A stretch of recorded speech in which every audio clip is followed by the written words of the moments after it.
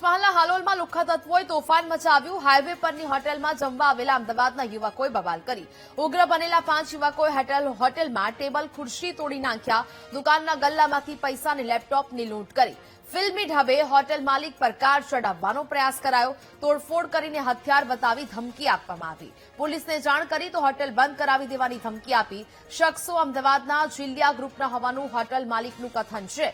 તોડફોડની ઘટના હોટેલના સીસીટીવી કેમેરામાં પણ કેદ થઈ છે। હોટેલ માલિક પર કાર ચડાવી દેવાનો પણ અહીંયા પ્રયાસ છે તે કરવામાં આવ્યો। જો કે આ સમગ્ર ઘટના સીસીટીવી કેમેરામાં કેદ થઈ છે। સંવાદદાતા વિવેક ફોન લાઈન પર જોડાયા છે।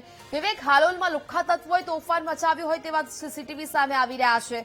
શું કાર્યવાહી થઈ રહી છે હાલ? વિવેક જી, વાત કરીએ તો હાલોલની હાઈવે હોટલ પર જે હાઈવે ઉપર હોટલ આવેલ છે, જેમાં સાંજના સમયે, રાત્રિના સમયે જે અમદાવાદના 5 જેટલા યુવાનો આવ્યો હતા સ્કોર્પિયો ગાડી લઈને આવેલા યુવાનો નશામાં હોવાનું જે સ્થાનિક માલિક દ્વારા કહેવામાં આવ્યું હતું। આ યુવાનો દ્વારા હોટલની અંદર તોડફોડ કરી અને જમવા બાબતે બબાલ કરી હતી, તેમજ ગ્રાહકો સાથે પણ તકરાર કરી હતી। આ બાબતે જે અસામાજિક તત્વો હતા તેમને વેપન જેવું હથિયાર બતાવીને તેમને ધમકાવવાનો પ્રયાસ પણ કર્યો હતો।